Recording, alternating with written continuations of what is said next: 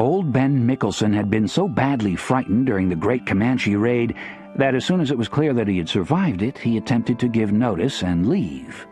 "Leave and go where?" Inez Skull asked him, a moment or two before she took the long black bullwhip to him. In the Skull Mansion, of course, there was little room to employ a bullwhip properly, and old Ben, when it became a question of his hide, proved surprisingly nimble, darting through the halls and managing to keep the heavy furniture between himself and his enraged mistress. The best Inez managed was to strike the old butler a few times across the shoulders with the coiled whip before driving him outside, where she cornered him on the high porch. "Leave and go where, you scabby old fool?" Inez said, waving the whip back and forth. "Why, back to Brooklyn, madame," Ben Mickelson said. He was calculating the risk of jumping off the porch. It wasn't that high, but neither was it that low, and he had no desire to break an ankle or any other limb. "There's no Red Indians in Brooklyn," he added. "A man needn't fear mutilation, not in honest Brooklyn." "You'll get worse than mutilation if you think you can give notice on me," Inez hissed at him. "Where do you suppose I can get another butler in these wilds? If you leave, who do you suppose will serve the brandy and the port?" She swung the whip, but clumsily. Mostly she employed the bullwhip more as a club than a whip in her fights with Inish. Old Ben Mickelson deflected the blow and leapt off the porch. He failed to make a clean landing, though. One ankle twisted beneath him so painfully that when Inez Skull followed him and attempted to apply a sound lashing, Ben Mickelson was forced to crawl away. That was the sight that greeted Augustus McCrae as he came trotting up from the town. Old Ben Mickelson was crawling down the long slope toward the spring house, while Inez Skull followed, attempting to whack him with the bullwhip. Nothing that happened at the Skull Mansion surprised Augustus very much. The one thing that was obvious in the present encounter was that Madame Skull could have done the old butler more damage if she'd used a quirt and not a bullwhip. He arrived just in time to hear her deliver a final comment. "If you attempt to leave me again, Ben, I'll put it out that you stole my emeralds," she said. "You won't have to worry about Red Indians if I do that, because the sheriff will haul you off and hang you." "All right, let me be. I'll stay and serve your damned port," old Ben said, standing up but favoring his ankle. Inez promptly whacked him again. "Damned port, indeed," she said. "Don't you presume to swear at your mistress." Augustus watched with amusement. Lately he and Ben Mickelson had become allies in crime. Before going upstairs to engage in what Inez Skull described as a good trot, he and old Ben would often sneak in and raid the cabinet where Captain Skull kept his fine whiskies and brandies. At first he had underestimated the potency of the brandy to such an extent that he represented himself poorly once he got to the boudoir, a fact which never failed to draw a stinging reproach from Madame Skull. "It looks as if you've crippled Ben," he said to the lady, watching the old butler limp away. "The scabby old beast attempted to quit just because a few Comanches chased through town," she said. "I won't have desertion. You should bear that in mind yourself, Captain McCrae." Her face was fiery red, and she flung him a look of contempt. "I detest contrary servants," she said. "Ben Mickelson has too much damned gall to think he could just walk in and quit." Augustus got off his horse, a nervous filly. He thought it best to walk along with Madame Skull until she calmed down. Sometimes a jumpy horse would start bucking even if it only heard a voice it didn't like. Woodrow Call had some skill with bucking horses, but he himself had none. 3 jumps and he usually went flying. Better to dismount and walk when Inez Skull was waving her bullwhip around. "Your husband's in Mexico. That's the news," he told her, "or at least that's the rumor." "Not interested in rumors, and not especially interested in where Inish is," Inez said. "Anyway, I doubt he's that close. Inish usually goes farther afield when he strays. I expected him to be in Egypt at least. Who says he's in Mexico?" "It's a third-hand rumor," Augustus said. "A miner heard it from a Mexican, and the governor heard it from the miner." "Does the news disturb you, Gussie?" she asked, smiling at him suddenly and taking his arm as they walked. Then she lifted his hand and gave his finger a hard bite. She set her teeth into it and looked at him as she bit. "I suppose we'll have to leave off trotting if Inish shows up," she said. "He's a very jealous man. I have no doubt he'd find a reason to hang you if he knew we'd been doing all this fine trotting." "Well, but who would tell him?" Augustus asked. He had never known quite such a devilish woman. Clara Forsythe could be extremely vexing, but her contrariness was done mostly in play, whereas Ina's skull's devilment had anger in it, and defiance, and even lust. It wasn't a thing done in play, as Clara's was. Ina's had just bitten his finger so hard there was blood on her front teeth. He wiped his finger on his pants leg and walked on with her toward the big house. "I might tell him myself, if you displease me," Inez said. "I do rather like to be the center of attention when I choose a man, and I can't say you're lavish with your attention. My Jakey was much more attentive while he lasted." "Jake Spoon, that pup?" Gus said. "Why, he's barely dry behind the ears." "I wasn't interested in his ears, Captain," Mrs. Skull said. "I've a notion that you're not sorry that Inish is returning." "Ma'am, I didn't say he was returning," Gus said. "I just said he's in Mexico. You didn't let me finish my report." "Why wouldn't he return if he's in Mexico?" Inez asked. "I hardly think those brown whores would interest him for long." "We heard he was a captive," Gus told her. "We think the black vaquero caught him." "Oh, well, no one keeps Inish a captive long. He's too troublesome," Inez said. "You don't really like me, do you, Gussie?" "Ma'am, I'm walking along with you. Ain't that a sign that I like you?" Augustus asked. He wanted to curse her, though, for being so bold as to ask such a question. The fact was, he didn't like her. It was just that he had an emptiness in him, an emptiness that hadn't been there until Clara left. It was the emptiness that brought him up the hill to Madame's skull. Being with her invariably left a bad taste in his mouth, yet he kept coming. "You coward! Why can't you say it? You despise me!" Inez said with bitter scorn. "You'd be happy to see Inish back. Then you could just drink whiskey all day and moon about that Forsythe girl. I'm jealous of that girl, I can tell you that. I've more to offer than any girl who works in a store, and yet you've had her on your mind the whole time I've known you." Gus didn't answer. He wondered how women so easily found out what men were feeling. He had never so much as mentioned Clara's name to Inez Skull. How did she know it was Clara on his mind? Women could smell feelings as a dog could smell a fox. He had just told Madame Skull that her husband was a prisoner of the cruelest man in Mexico, and yet she hadn't turned a hair. She was far more disturbed by the fact that he loved Clara Forsythe and not her. Even in their passion, though he seemed to be there, he wasn't, and Mrs. Skull knew it. "Well, I better just go," he said. "I mainly came up to give you the news." "Liar!" Inez said, slapping him. "You're a liar and a coward. If I hadn't dropped my bullwhip, I'd cut you to ribbons. You didn't come up to tell me about Inish. You came here because I know more about certain things than any whore you can afford on your puny little salary." She was red in the face again. Gus's nervous young horse was backing away. "You and your village maiden, I despise you both," Inez said. "You and your calf love. You come to me, though, with your mangy grin, and Inish will come for the same reason when he's through wandering." "What's the reason?" Augustus asked, annoyed by the woman's violent tone, a tone that even scared his horse. "Lust, sir. Free lust," Inez said. "Do you hear me? Lust!"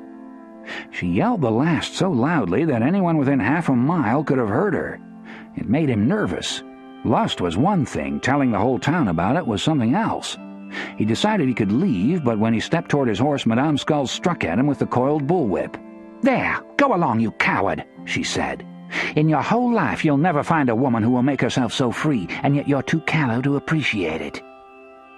With that, she turned and stalked off toward her mansion, while Gus stroked and soothed his agitated mount. He thought of following Madame Skull into the house, but in the end mounted and rode back down the hill toward town. The first person he saw when he reached the lots was young Jake Spoon, idle as usual, though there was plenty of work available. Dietz, P.I., and Long Bill Coleman were struggling to subdue a stout young gelding so they could shoe him. Jake, though, sat on an empty nail keg playing a game of solitaire, using an overturned wheelbarrow for a table. It evidently didn't bother Jake to play while others worked, a fact that annoyed Gus so that he walked over and kicked the nail keg out from under. It sent him sprawling. Then, not satisfied, he bent over, grabbed Jake by his curly hair, and knocked his head against the ground a time or two. Jake saw from Gus's face that he was very angry. He had no idea why Gus had chosen to take it out on him, but he knew better than to resist. Gus McCrae was fully capable of doing worse. "There, you better play possum or I'll have your damn gizzard," Gus said. The 3 men struggling with the Mustang noticed the little altercation. They stopped what they were doing to watch, but there was nothing more to see. A little wind swirled through the lots, blowing several of Jake Spoon's cards off the wheelbarrow. Gus left Jake on his back in the dust and walked over to the horseshoeing crew. "Jake's a lazy one, ain't he?" Long Bill said. "The whores like him, though. They fancy that curly hair." Jakey, Mrs. Skull called him, Gus remembered. Probably she, too, had fancied his curly hair. The thought brought the bad taste back to his mouth. Jake Spoon picked himself up, but cautiously. He left the wind-blown cards to lie in the dust. Gus McCrae looked as if he were in the mood to give someone a thorough licking. The men resumed working with the horse, but they kept one eye on Gus, who stood with his back to them. It was clear that it wouldn't take much to set him off. But when Gus turned, it was to motion for Dietz to come with him. "You there," he said to Jake. "Leave them cards alone and help the boys shoe that horse." Long Bill started to protest the order. Dietz was handy with a hasp and a horseshoe nail, and there was nothing in the way of labor that Jake was handy with. But he saw that Gus was upset and held his tongue. Augustus walked Dietz out of town to where the cemetery lay, in a curve of a stream. They could hear the water rushing before they reached the stream.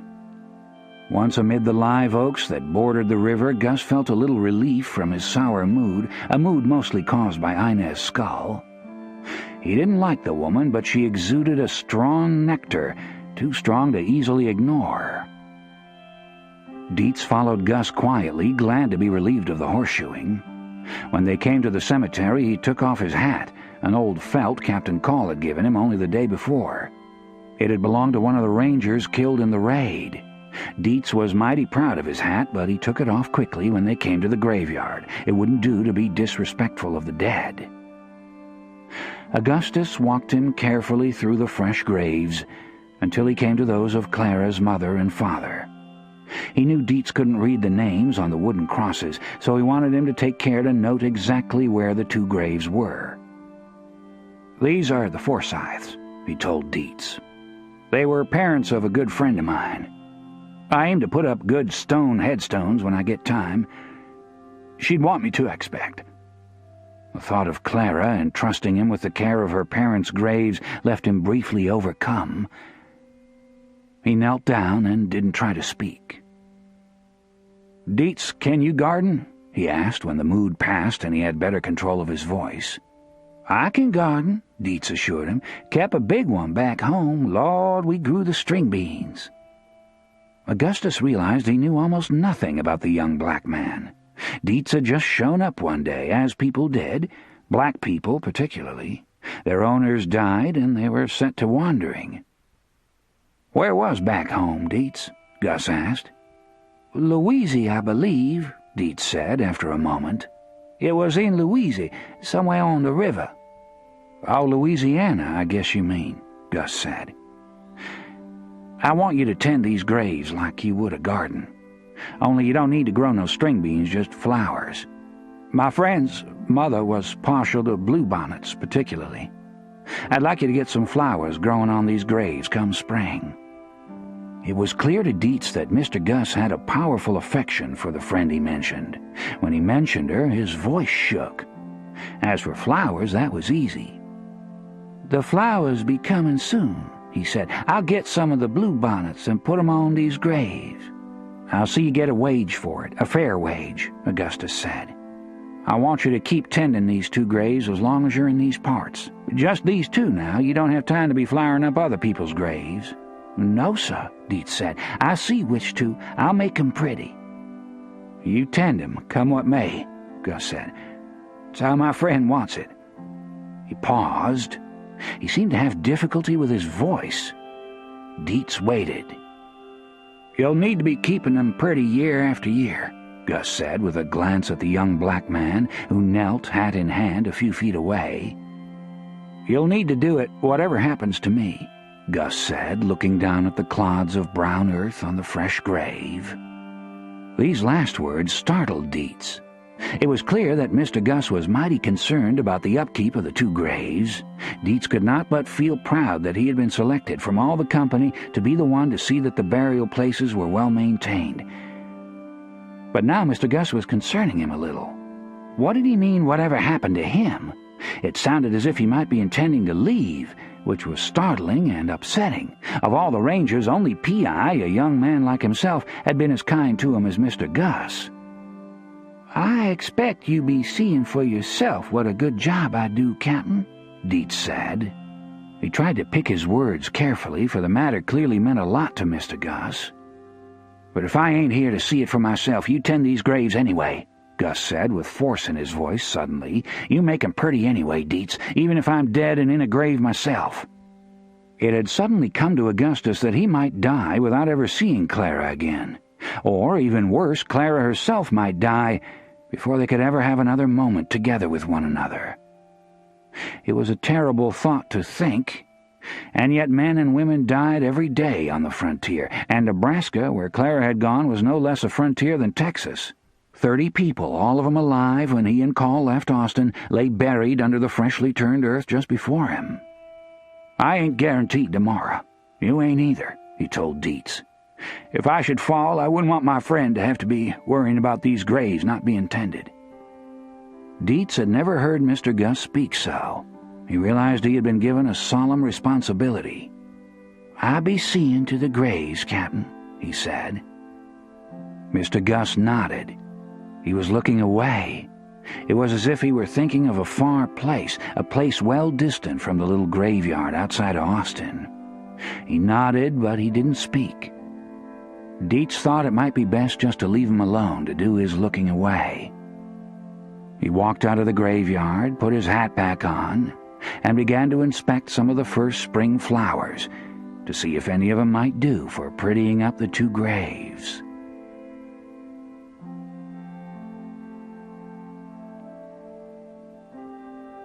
Maggie now seldom went out.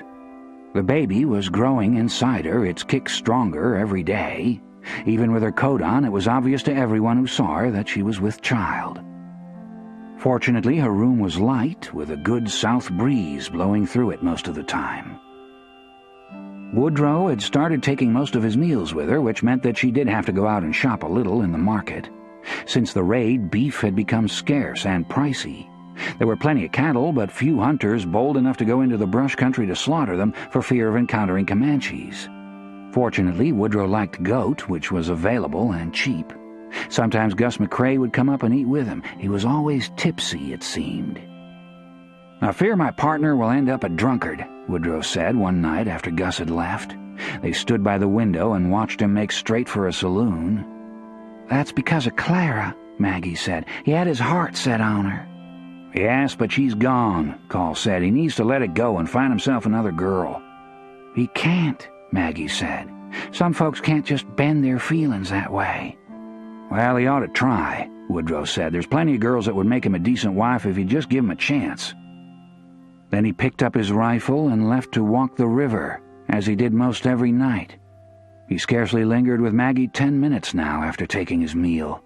When he returned, it would be nearly dawn. He would merely sleep an hour or two with her before going down to the Rangers. Each night's departure left Maggie feeling empty and sad. She wanted to say to him what he had just said about the girls Gus might marry. "I could make you a decent wife if you just give me the chance." Already she tried to treat Woodrow as she would treat a beloved husband, yet all it seemed to get her was the hastiest attentions. The thing that seemed to please him most was that she kept his clothes clean and nicely pressed. As the weather grew warmer, Maggie sometimes felt faint ironing in the heat, and yet she kept on because Woodrow liked to dress neatly, and his pleasure in wearing well-placed clothes was a kind of bond they had, a stronger one than their pleasure even. Anyway, the pleasure had become hasty and more intermittent. Woodrow seemed to feel that much indulgence in the carnal appetites would be medically inadvisable. Or perhaps he was merely put off by her swelling body. He withdrew and walked the river. Maggie felt sad, but continued to do her best. The baby that was so visibly there inside her she had given up mentioning at all. That she was pregnant was a fact of their existence, yet a fact they both ignored. Maggie longed for a good chance to talk to Woodrow about the baby, but he was careful in his speech and never gave her one. "Best wait," she thought. "Best wait until it's here." Her hope was that once the child was born, Woodrow would see it and take to it. In her daydream, she imagined him pleased by the little child, so pleased that he would want everybody to know he was its father, and yet at night, alone, with Woodrow gone, she couldn't keep herself from wondering if it would really be that way. One day she would be hopeful, the next day despairing. She could well understand why Gus McCrae had turned to drink from missing Clara Forsythe, now Clara Allen. Maggie missed her too. Although circumstance had not permitted much conversation to pass between them, Maggie felt that Clara liked her. Sometimes, sweeping the boardwalk in front of the store, Clara would look up at Maggie's window and smile and wave. When some small need took Maggie into the store, Clara was invariably friendly and welcoming.